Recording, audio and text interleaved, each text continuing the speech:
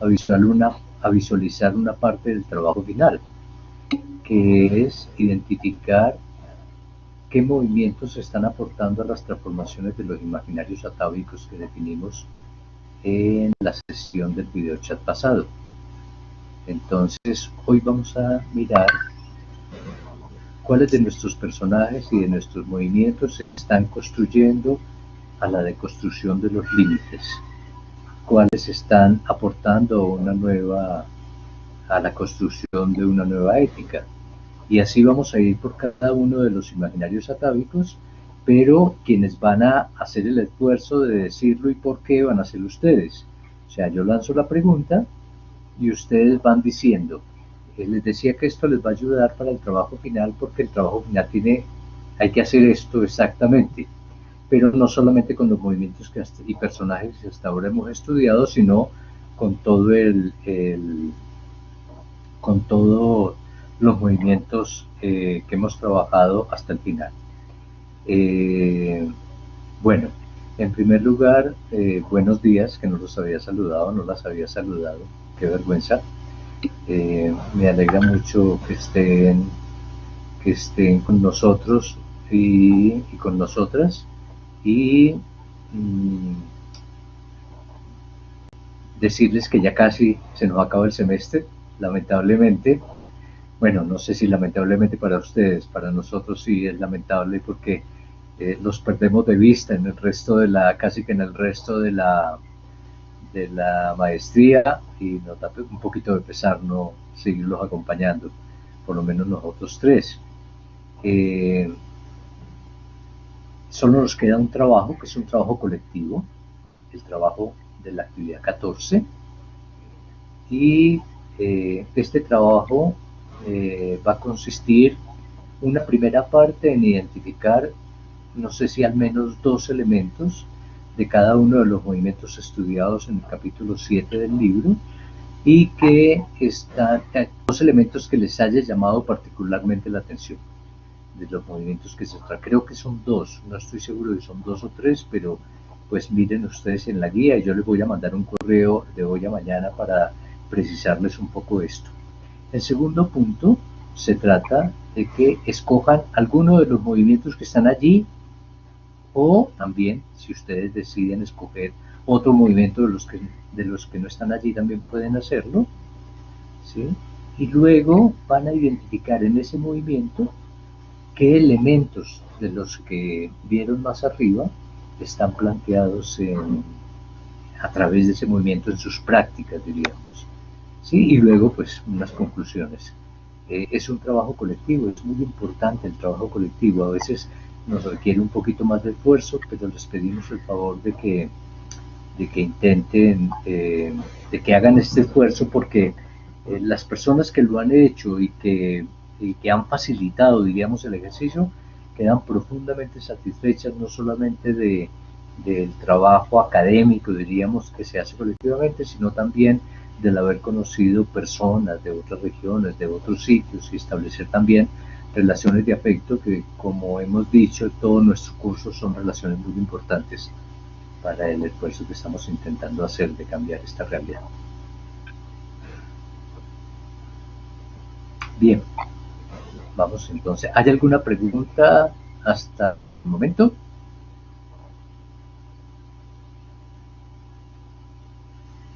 Al parecer Bien, no, por ahora, al Carlos. parecer no. Bueno, vamos a Aquí intentar está entre... diciendo, tiene que ser necesario escoger uno o dos movimientos. ¿Será posible hacer un paralelo entre los diferentes movimientos planteados? A ver, no sé si Shirley ya vio la actividad. Eh, el primer punto es de los movimientos planteados, algunas de los elementos que más le llamaron la atención, no recuerdo si son 2 o 3 de cada movimiento. Ese es el punto 1. Y luego en el punto 2 hay unos movimientos que se sugieren. Ustedes escogen uno de esos movimientos que se sugieren en el punto 2, O si quieren plantear un movimiento distinto a los que están allí, pues lo cuentan. A este movimiento ustedes tienen que construirle primero un contexto: cuándo nació, cómo nació, de qué se trata, qué se propone, no sé qué, no sé cuántas. ¿Sí?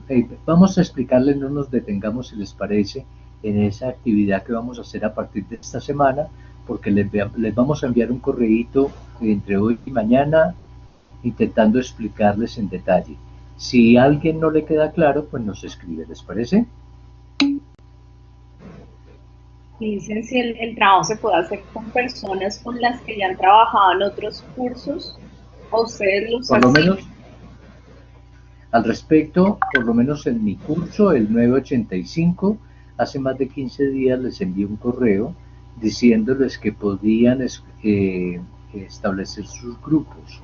Solamente solamente hubo una respuesta de los compañeros de Barranquilla que están en diferentes NRC, pero ya nos pusimos en contacto con Esther y con Gilma para ver si corresponden a qué NRCs corresponde y bajo qué docencia están para facilitar este trabajo. Fueron, en mi caso, los únicos que escribieron. Los demás los acomodo yo porque les di plazo hasta el día de hoy para decir algo y no lo dijeron. No, Carlos, Yusmari es de mi grupo y me manifestó que quería trabajar con una persona. Ella ya está ubicada con esa persona, pero hay una estudiante que está sola. Entonces las ubiqué a las tres para que Ok, en lo perfecto. posible sea posible que establezcan acuerdos de trabajo las tres. Igual, Yusmari, estás con la persona que me dijiste que venías trabajando. A ver, cuando ustedes dicen venimos trabajando en grupo, se mantienen. Si son de otros cursos, no necesariamente se mantienen. Ajá. Como Bueno, para pero no vamos a... clarificar, listo. Yo voy a enviar hoy un correo recordando los grupos y cualquier inquietud que surja, pues les aviso. Estamos conversando en el transcurso de la semana. Sí, entre hoy y mañana terminamos de definir los grupos y les avisamos, pero no dediquemos el videochat a unas cosas absolutamente de procedimiento, diríamos, eh, porque tenemos que centrarnos más en el trabajo que en la reflexión de estos dos últimos módulos que trabajamos. Bien, vamos a empezar. Y vamos a empezar, ¿quién le cambió la diapositiva? No, ¿Esther? no, no, no. Fui yo por error, Carlos. Ya la devolví. Devuélvela, por favor. Listo. Eso. Vamos a empezar con esta frase de Lizalde que nos recuerda un poquito lo que hemos venido trabajando hasta ahora. Se dice que en la epistemología se llama paradigma a esa visión de la realidad que está internalizada por nosotros y que se expresa en nuestros conceptos. Son nuestros supuestos más generales y al mismo tiempo más recónditos, a menudo inconscientes. Ellos determinan nuestros métodos, recortan nuestros problemas, guían nuestras hipótesis. Nos hablan de cómo es la realidad que nos rodea, quiénes somos los seres humanos, cuáles son nuestros móviles, nuestras posibilidades y nuestros límites. Nos hablan poderosamente pero sin dejarse ver, no son explícitos. Son la tierra que nutre nuestras teorías. Fíjense que son, en palabras de Antonio Elizalde, lo que hemos venido trabajando alrededor de los imaginarios atávicos y alrededor de la cultura hegemónica. De alguna forma, como hemos dicho otras veces, la cultura, a través de la cultura nosotros vemos la realidad. Por eso dice Antonio que ellos son los que nos hablan de la realidad que nos rodea. O sea, nosotros no tenemos la realidad, como decíamos hace unos videochats, en los videochats anteriores, sino que nosotros lo que tenemos es una percepción de la realidad a través de nuestras creencias, a través de lo que ahí se llama nuestros conceptos, nuestros supuestos generales. Desde esa perspectiva, pues, sin darnos cuenta muchas veces, los seres humanos tenemos una visión de la realidad que nos cuesta trabajo cambiar. Y a eso es lo que estamos llamando la cultura hegemónica. Entonces, a partir de allí vamos a trabajar en el día de hoy. Si quieres pasamos a la siguiente diapositiva. Ok. Esther. Listo. Bien, en nuestro video chat anterior trabajamos lo que está en los círculos grises, que era lo que decíamos que son algunos de los imaginarios atávicos que construyen nuestra cultura hegemónica. Pero hoy vamos a hacer el esfuerzo de adentrarnos, como lo han visto ustedes en nuestros últimos 2 módulos, en las características de la cultura emergente de la no violencia. Entonces voy a pedir que ustedes participen a través del chat y vamos a empezar por límites y fronteras. ¿Qué límites y fronteras propone las personas que estudiamos y los movimientos que estudiamos en el capítulo 6? ¿Qué ruptura de límites y fronteras nos propone?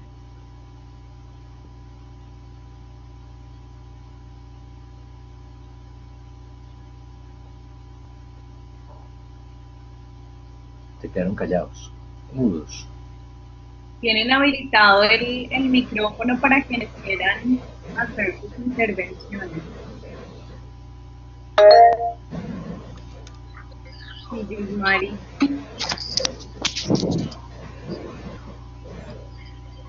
Desobedecer. Sí, pero desobedecer tiene que ver con una bolita que está más adelante, la obediencia y el miedo como regulador social. Me estoy refiriendo a la ruptura de fronteras.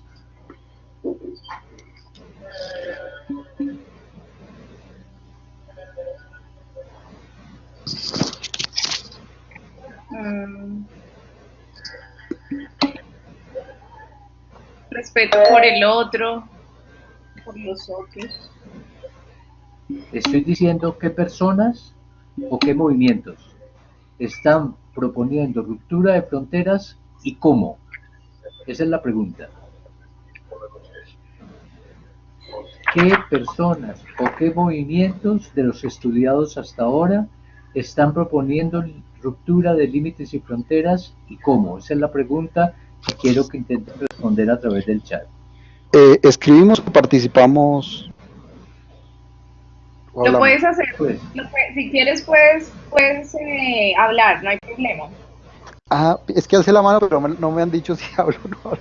Bueno, básicamente, mi nombre es Fernando. En el capítulo 6 vemos una ruptura que me parece a mí, no sé si venga a colación, es que estos movimientos surgen en plena Guerra Fría. Entonces, la frontera que, por ejemplo, mayo del 68 va a romper, tiene que ver también con la Guerra Fría, porque se va a replicar en ambos lados del mapa geopolítico. Tanto se va a dar en Praga, como se da en París, como se da en México, como se da en Argentina. Me parece muy bien lo que tú planteas, Fernando, en el sentido de que son movimientos que rompen fronteras y se internacionalizan. Diríamos, se internacionalizó, como dices tú, la lucha contra la guerra de Vietnam. Esa es una ruptura de límites y fronteras. Diríamos, lo que podríamos llamar la universalización de los problemas o la mundialización de los problemas. Entonces, está muy bien lo que nos dice Fernando, porque se rompen las fronteras de las sociedades entendidas como Estado-nación y empezamos a entender que tenemos problemas de humanidad. Eso es muy importante, eso fue un efecto importante del Mayo francés, pero fíjense que también del movimiento hippie, porque el movimiento hippie empezó a trascender las fronteras de los Estados Unidos.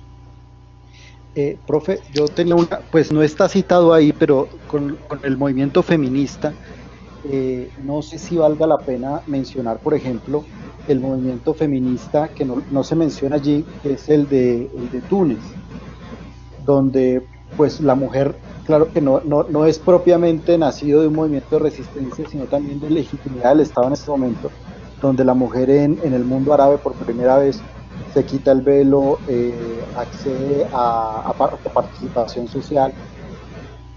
Eso está en el capítulo 7, Fernando. Ah, ok. En el siguiente que vamos a ver, pero el feminismo también rompe fronteras, digamos, se vuelve una lucha de humanidad, la transformación de la percepción que tenemos del género. Y eso también, si me entienden cuando les digo qué movimientos rompen límites y fronteras y que en la bolita que está en blanco ustedes vayan llenando qué movimientos y expliquen por qué, entonces los feminismos y los ecologismos se vuelven movimientos mundiales. Digamos, no son movimientos que podamos decir norteamericanos o franceses o europeos exclusivamente, no. Hay una mirada latinoamericana de eso, hay una mirada africana de eso, hay una mirada asiática de eso. De alguna forma se rompen las fronteras que definen esta cultura hegemónica. Cuando nosotros rompemos el imaginario atávico o nos fugamos del imaginario atávico, es cuando estamos construyendo una nueva forma de relacionarnos, es decir, una nueva forma de construir o de percibir la cultura. Empezamos a crear otros imaginarios, ¿sí? Para el imaginario de la cultura hegemónica es muy importante nuestra pertenencia territorial a un espacio. Estos movimientos rompen los espacios de las fronteras territoriales y se vuelven una estrategia de humanidad o una lucha de humanidad. No sé si me entienden. Yusmari está levantando la mano. Yusmari, puedes hablar, tienes el micrófono habilitado, el audio. Yusmari.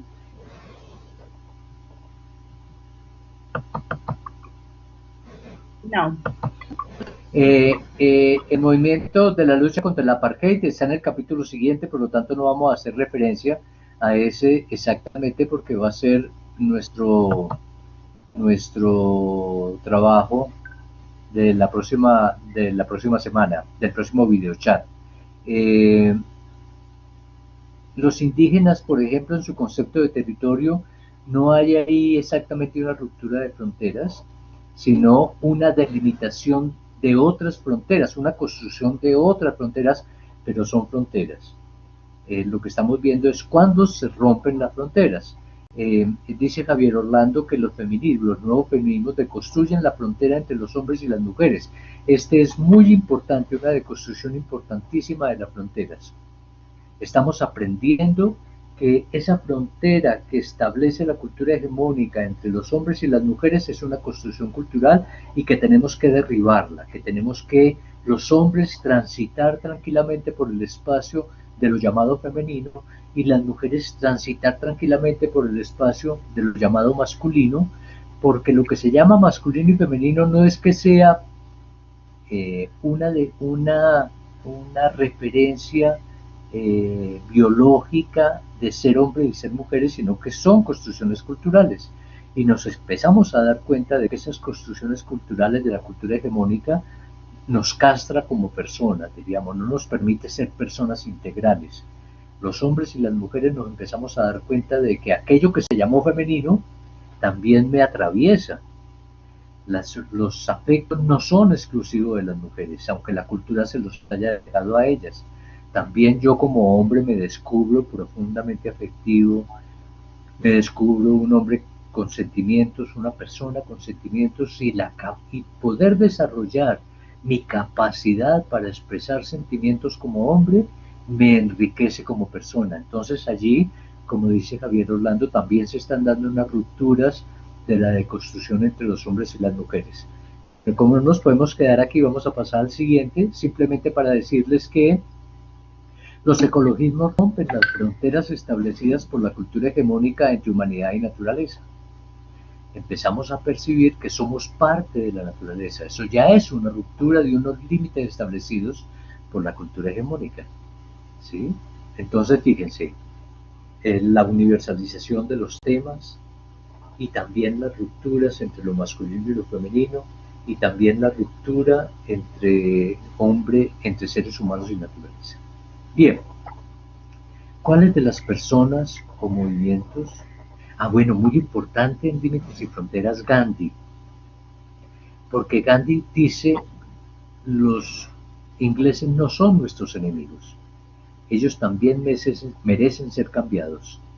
Estos límites y fronteras nos ponen a relacionarnos a los seres humanos en lógica de amigo-enemigo. Y Gandhi la rompe. Por supuesto, Jesús de Nazaret también, cuando Jesús de Nazaret dice que el Dios papá amoroso es papá y amoroso, papá, mamá, todos sin distinción, de todos y todas sin distinción. Diríamos, no es como se creía antes que era el Dios de Israel. Jesús lo que dice es un Dios para todos los seres humanos, como papá que protege la vida, como papá amoroso que protege la vida, no papá autoritario, papá amoroso, porque si nos volvemos y reproducimos la cultura patriarcal. Bien,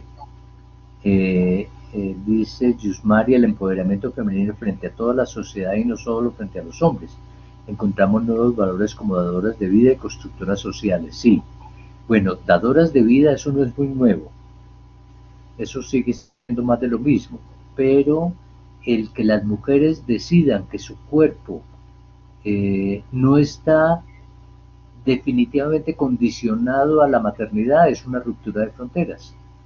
Diríamos, el que las mujeres hoy estén tomando la decisión de si son o no son mamás, de si son o no son mujeres casadas, de si establecen unas relaciones que determina la sociedad o empiezan a construir una nueva forma de ser y pensar, eso es una ruptura de límites. Bien, esta ética, esta construcción de límites y fronteras, como lo veíamos la vez pasada, construye la ética del bien y del mal. ¿Qué otras éticas estamos construyendo para romper estas éticas del bien y del mal? Basada en lo que vimos en nuestros personajes, Jesús, Tolstoy, Thoreau, Gandhi, Luther King, movimiento hippie, movimiento feminista de los nuevos feminismos y movimiento de los ecologismos, que están proponiendo alternativa a la ética del bien y del mal. ¿Y qué movimientos? ¿Y cómo?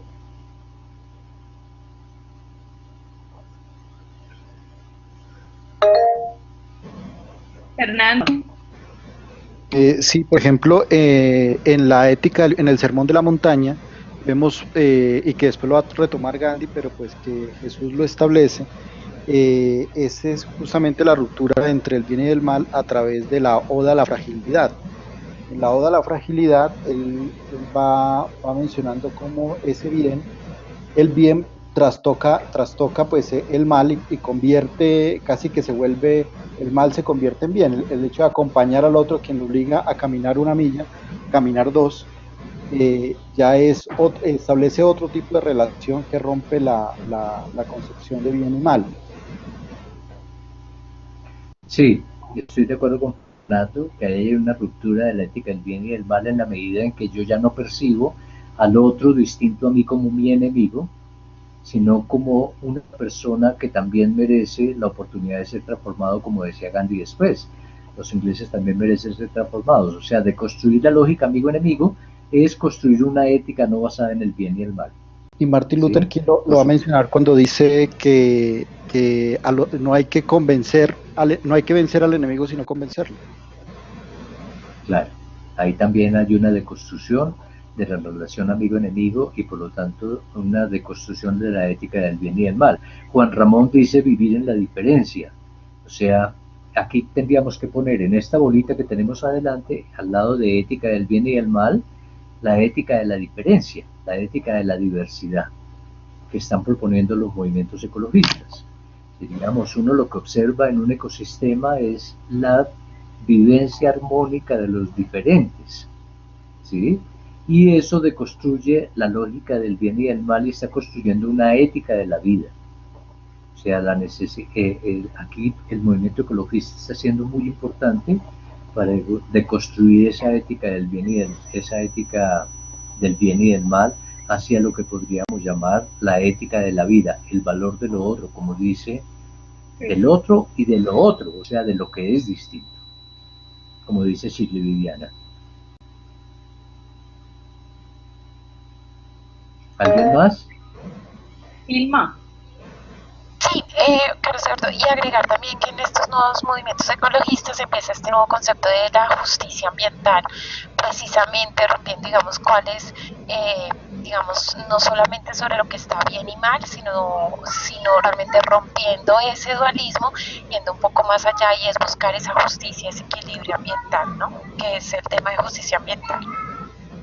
Claro, muy importante lo que dice Gilma Liliana, en el sentido además, que lo vamos a ver después, que la justicia no es solamente el derecho positivo, porque muchas veces el derecho positivo lo que hace es legitimar, por ejemplo, que las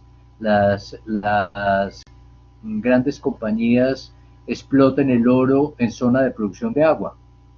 Es legal, pero no es justo con la naturaleza. No se estaría aplicando la justicia ambiental a la que se refiere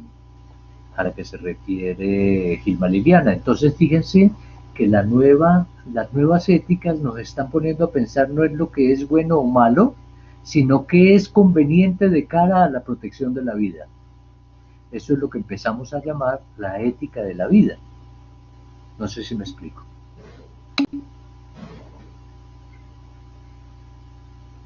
Es volver al naturalismo, dice Shirley, más allá de la jurisprudencia. Sí, sí, es volver al... Sí, siempre y cuando el naturalismo no sea un regreso a las costumbres, que también son construcciones culturales, sino volver a las lógicas de la naturaleza. Sí, en ese sentido tiene razón Shirley Viviana, es de alguna forma entender que en la naturaleza hay un elemento de justicia, hay un elemento que nos permite ver qué es lo conveniente o no conveniente para proteger la vida.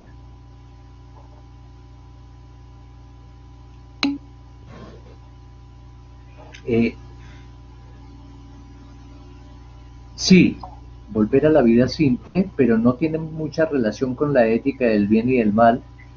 Tiene más relación con la ética del bien y del mal, por ejemplo, las transformaciones que se están haciendo al interior de los movimientos de los nuevos feminismos, cuando no están ya construyendo, como los anteriores feminismos, un enemigo en el patriarca, en el macho, en el hombre, sino que las mujeres empiezan también a darse cuenta de que los hombres también podemos ser feministas. ¿En qué sentido? En que los hombres también podemos colaborar con la transformación profunda de esas percepciones de género que nos han enseñado. Entonces, casi que las mujeres nos han dicho lo que Gandhi le decía a los ingleses: los hombres también merecemos ser transformados. Es más, los hombres necesitamos también ser transformados. Yo siempre digo que el día que los hombres nos demos cuenta de que esta cultura patriarcal también nos hace profundamente infelices y es profundamente violenta con nosotros, al patriarcalismo y al machismo le van a quedar 3 días. Pero ha sido muy importante romper esa lógica de relación entre buenos y malos, quién es el macho y quién es el que agrede, porque nos hemos dado cuenta de que lo que es machista es la cultura, no los hombres. No, lo que es machista somos los hombres y las mujeres, que aprendemos dentro de esta cultura a comportarnos de determinada forma.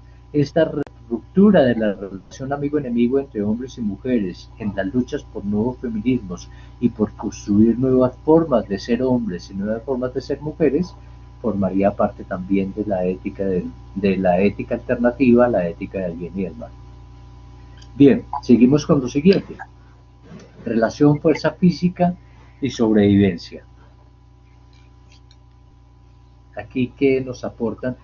Esto de alguna forma responde a que solo los fuertes sobreviven, que la fortaleza y la fuerza física o la fuerza económica o la fuerza política o la fuerza militar son determinantes de la vida en el planeta. ¿Qué encontramos en nuestros movimientos, en nuestras personas, que es distinto a esto, que se fuga de esto, que plantea alternativas a esto? Shirley, te escuchamos.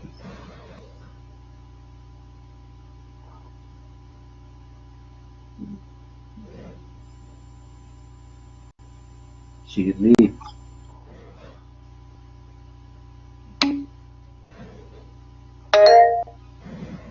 Sí.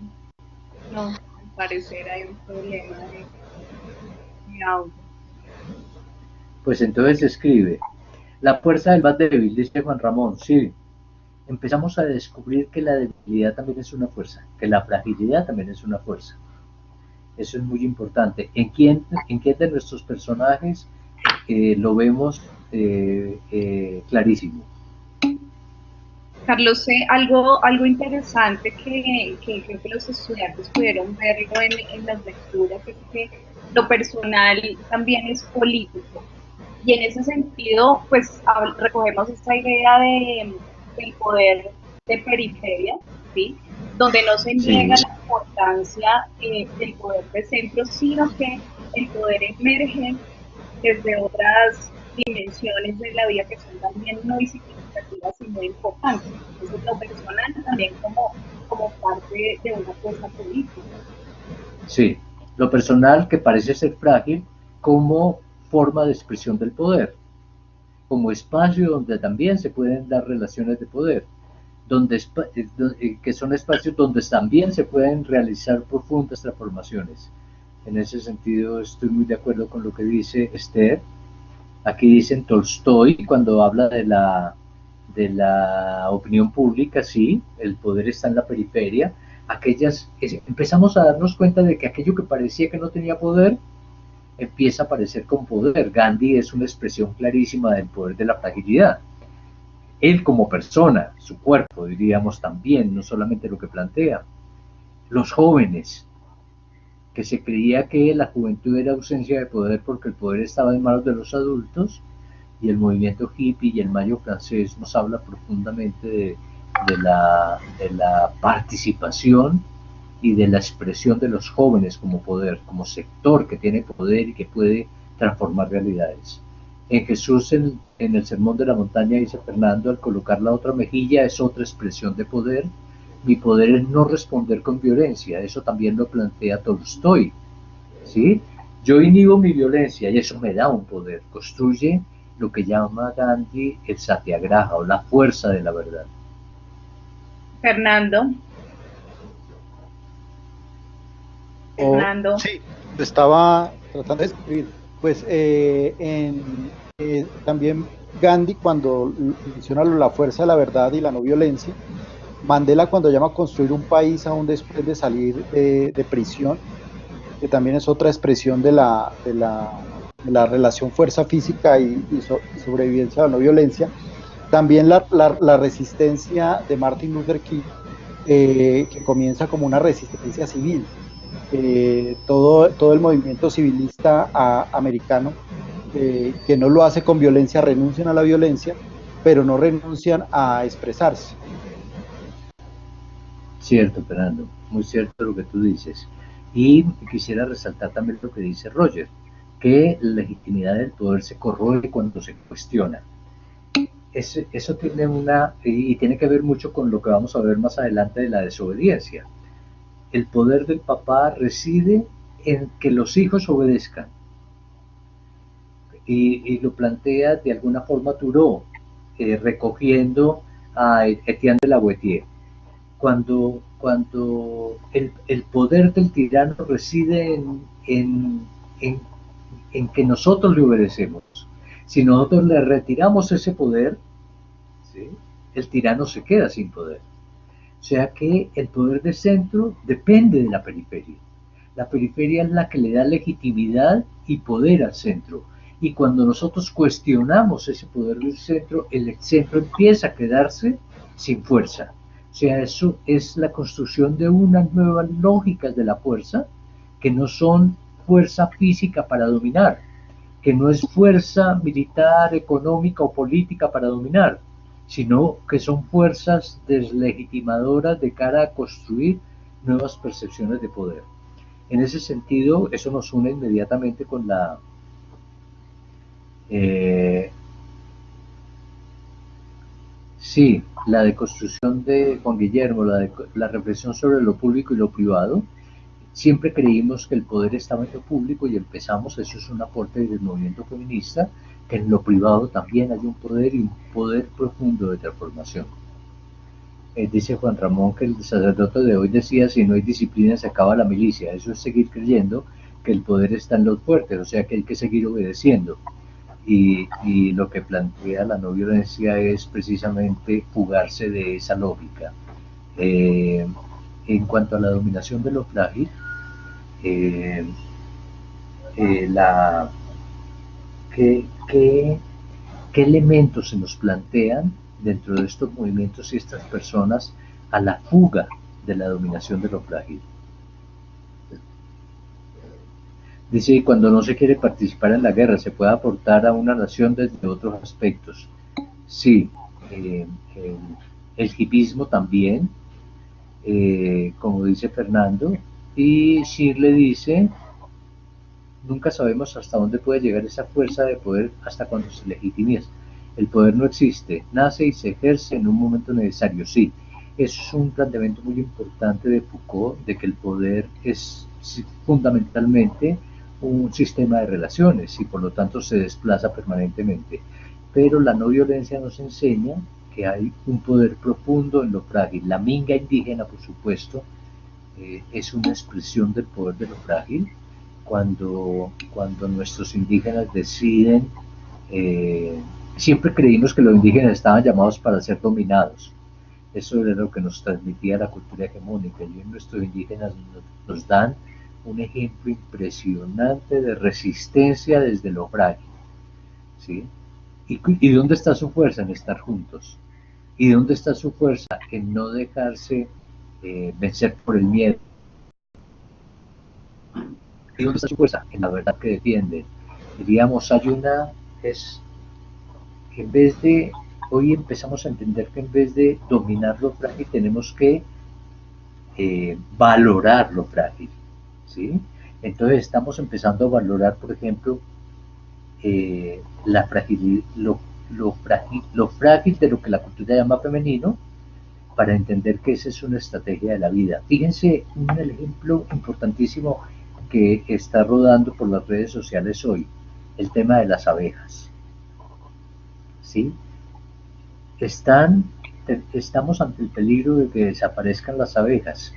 Las abejas, unos insectos tan pequeñitos, profundamente frágiles, no tienen ni siquiera esqueleto, son invertebrados, ¿sí? Y la humanidad puede tener una hambruna de proporciones incalculables si desaparecen las abejas. O sea, empezamos a entender que la fragilidad es una estrategia de la vida, que la fragilidad tiene un poder que debemos conservar y debemos potenciar.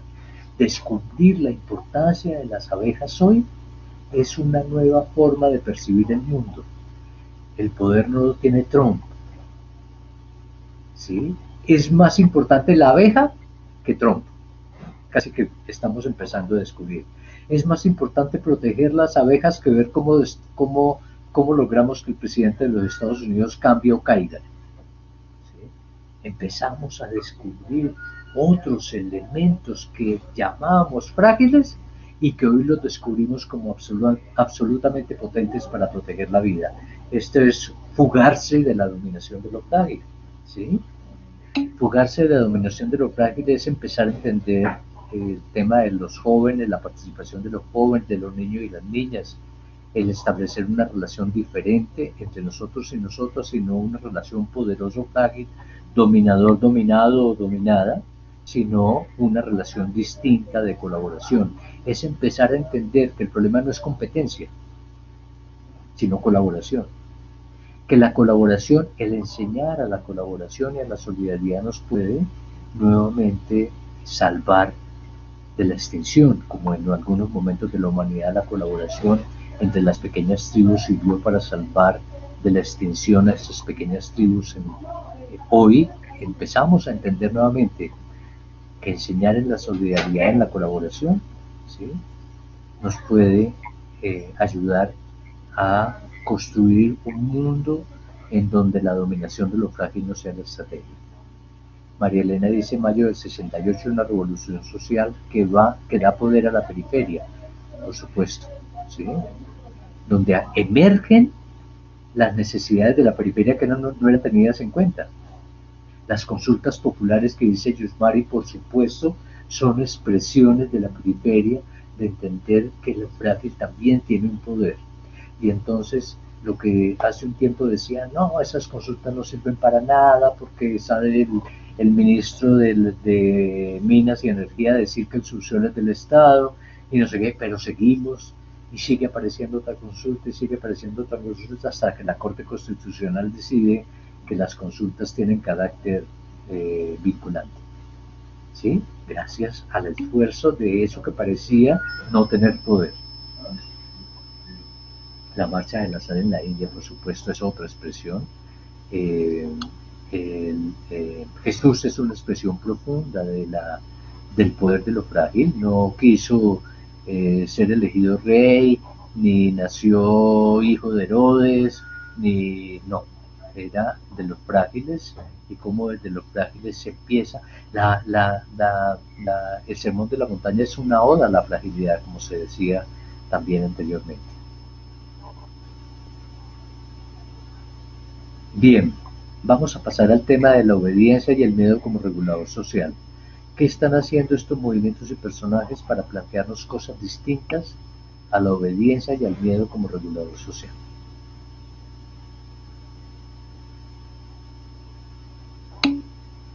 Dice Mario, utilizar lo propio para empezar.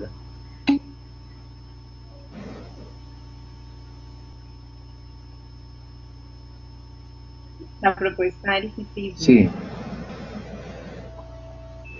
Sí, y lo que dice Roger es muy cierto, o sea, ahí empezamos a construir otro tipo de relatos, que no son esos metarrelatos de los superhéroes, de los superpoderosos ganando siempre. Empezamos a construir otros relatos que nos empiezan a mostrar que la fragilidad también es una fuerza de la vida y que puede provocar profundas transformaciones al interior de la sociedad. Fíjense que allí hay una fuerza impresionante de transformación desde lo frágil, ¿sí? Pero entremos ya al tema de la obediencia porque ya nos queda poco tiempo y no vamos a alcanzar a dar toda la vuelta, pero fíjense que lo que estamos haciendo es construir una metodología de develar profundas transformaciones que están sucediendo y que a veces no vemos. Este curso de la no violencia y transformaciones culturales, si logra que cada uno de ustedes devele y descubra y empiece a ver otras formas de poder que se expresan y empiecen a potenciarlos, nos damos los docentes y la maestría como bien servidos. Desobedecer las normas injustas. Eso podría suponer algún día montarnos en un bloqueo a pagar el IVA del 19%, sí. Hay sociedades que fue lo que hizo Henry David Thoreau cuando dice: yo no pago impuestos para un Estado que le declara la guerra injusta al pueblo mexicano, ¿sí? O para un Estado que legitima la esclavitud de la minoría negra, ¿sí? Desobediencia civil es desobedecer las leyes injustas, sí. Eso tenemos que enseñar.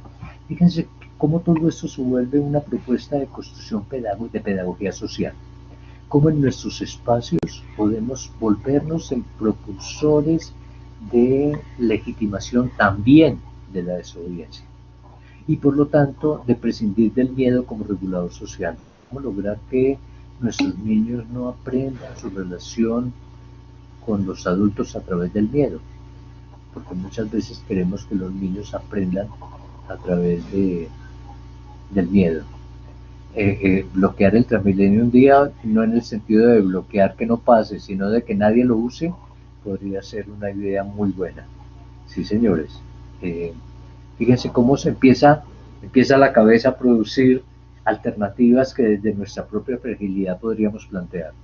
Eso fue lo que hizo Rosa Parks. Digo, nuestro poder está en montar en los buses, porque los dueños de los buses no les sirven para nada si nosotros, que somos los más pobres, no los utilizamos. Nosotros creemos que el poder está en el dueño del bus. No, el poder está realmente en el usuario del bus. Y descubrir eso empieza a plantear alternativas distintas que se salen de la lógica de la obediencia. Carlos, vuelvo al tema del ámbito de lo privado, donde con acciones como por ejemplo permitir que mi hijo participe en las clases de ballet, independientemente de las percepciones que ello implique, el incorporar el lenguaje diferencial en mi discurso. En el ámbito de lo personal también podemos generar diferentes formas de revolución y de ruptura. Sí, lo personal también es político, y por lo tanto en las relaciones interpersonales, porque fíjense que las transformaciones culturales no se deciden en los grandes espacios, se deciden fundamentalmente en los pequeños espacios, porque la cultura solo se transforma en las relaciones interpersonales. Allá hay un gran poder. Por supuesto, y eso supone, como dice Roger, identificar los propios fascismos. A veces tenemos esa lógica interiorizada de tal forma que hacemos violencia contra nuestras propias fragilidades. Entonces desconocemos nuestros afectos, nos cuesta trabajo manifestarlos, nos cuesta trabajo reconocer nuestras limitaciones y nuestros errores, porque estamos en la idea de que tenemos solamente que mostrar nuestras propias fortalezas. No, en nuestros propios errores está una potencia grande de transformación, porque cuando uno, fíjense que cuando uno reconoce sus errores empieza a transformarlos, ¿sí? No para convertirlos en fortalezas, sino que esos propios errores se convierten en un elemento que transforma profundamente nuestra esencia, nuestra subjetividad. Y por supuesto, pues podríamos en el ámbito de lo macro llegar a las manifestaciones cuando ahora que vienen todos los políticos a reunirse supuestamente con nosotros para proponernos todo tipo de soluciones, pues un cartel maravilloso sería no nos representan, como dice Juan Ramón. Controlar la propia violencia, que es el mayor miedo. Sí, controlar el miedo es fundamental para aprender a desobedecer, ¿sí? Porque el miedo es el límite de la libertad. Si ustedes quieren saber cuán libres son, midan sus miedos. Si son muchos, son poco libres, ¿sí? Ahora, no podemos satanizar el miedo, porque el miedo también nos protege. El enseñar a nuestros niños a que le tengan miedo a cruzarse la autopista y que mejor utilicen el puente peatonal les protege la vida. O sea, el miedo es el miedo natural, es un mecanismo de la vida para proteger la vida. El problema es cuando la sociedad y los papás y los docentes utilizamos el miedo para lograr la obediencia de las personas que están al cuidado de nosotros y nosotras, ¿sí? Ese es el miedo que hay que superar, porque solamente aprenderemos a desobedecer cuando seamos capaces de superar el miedo, ¿sí? Pasamos a, ya nos queda poco, nos quedan pocos minutos y en cualquier momento se nos desaparece esto. ¿Qué violencias se han deslegitimado a partir de los movimientos que hemos visto?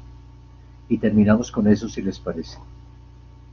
¿Qué violencias se han deslegitimado a partir de las personas y los movimientos que hemos estudiado? Contra la mujer. Sí, por supuesto.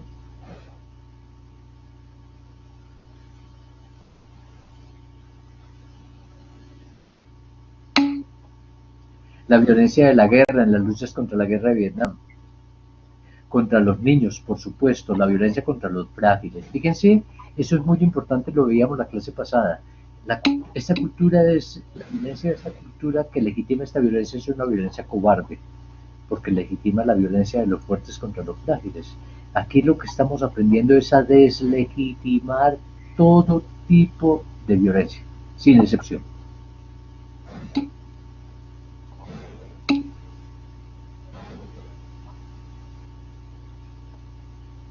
Contra la naturaleza, por supuesto, empezamos a entender que no podemos seguir ejerciendo violencia contra la naturaleza y que tenemos que establecer unas relaciones de respeto, es relacionarnos con la naturaleza a través del respeto y a través de la profunda interdependencia que tenemos de ella. Por supuesto que Tolstoy y Jesús plantean no devolver al mal con mal, ¿sí? Que es deslegitimar todo tipo de violencia. Tolstoy es un ejemplo clarísimo de legitimación de la violencia cuando dice que no podemos apoyar un Estado que está basado en la defensa a través de la violencia. ¿Sí? Es lo que podríamos llamar el anarcocristianismo, ¿sí? Porque es una idea profundamente revulsiva nacida de las promesas de Jesús que deslegitima incluso la violencia de los estados.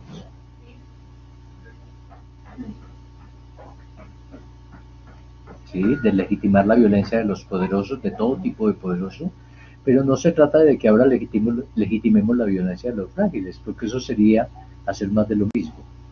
Lo que estamos encontrando es deslegitimar todo tipo de violencia. Hagamos el amor y no la guerra, que plantean los hippies, ¿cierto? ¿Sí? Y entender que la violencia contra la naturaleza tenemos que deconstruirla, que Gandhi es un ejemplo clarísimo de legitimación de la violencia como método. Él dice que hay que construir una relación directa entre medios y fines, que no es el fin el que justifica los medios, porque dice el mejor de los fines puede terminar pervertido por un mal medio. O sea, si utilizamos la violencia podemos terminar pervirtiendo el fin que pretendíamos. Deslegitimación de la violencia económica también, por supuesto. Ya cada vez entendemos más que las violencias estructurales y las violencias nacidas de la economía son violencias que no tienen por qué ser defendidas, ¿sí? Cuando nos dicen, no, es que las grandes multinacionales pagan una multa si contaminan. No, es que empezamos a entender que la plata no nos sirve para quitarle el mercurio al río.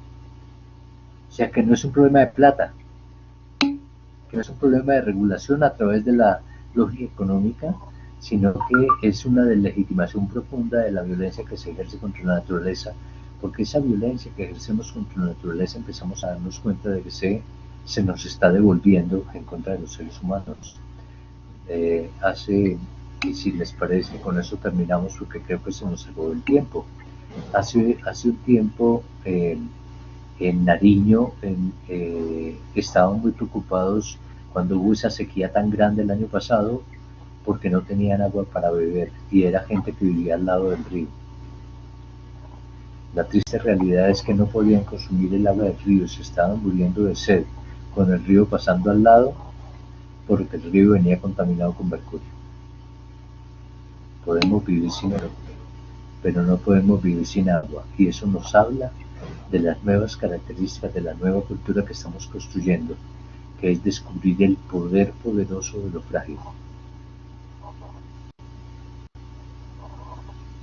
Sí, estamos construyendo un sujeto compatible con el modelo capitalista y todas las desobediencias que podamos hacer al consumismo, todas las desobediencias que podamos hacer a no consumir determinado producto porque contamina, conocer los procesos. Hoy hay un profundo cuestionamiento al azúcar en los productos para los niños. Hoy hay un profundo cuestionamiento a la utilización de determinados químicos para la producción de la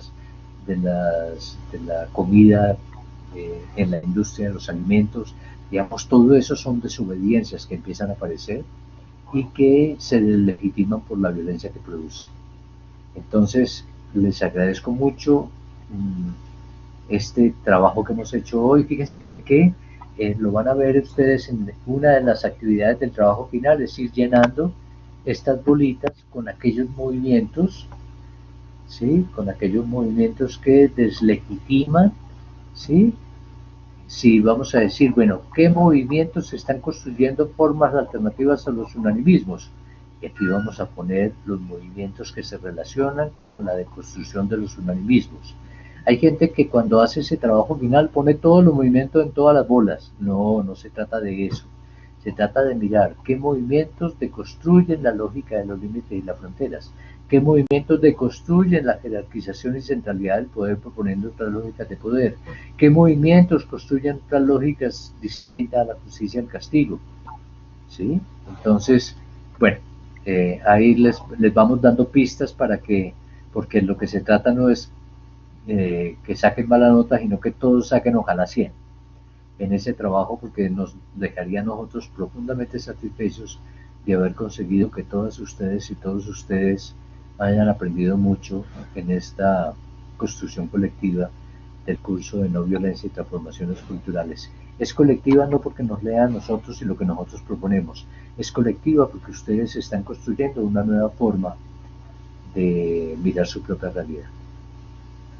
Muchas gracias a ustedes, que tengan una feliz semana, asuman los grupos que les toquen con entusiasmo y ojalá entre todos y todas logremos construir y terminar este curso con una profunda satisfacción. Un buen día, buenas tardes y se les quiere mucho. Hasta luego. Vale, un abrazo para todos y todas, un abrazo y que terminen de disfrutar el fin de semana.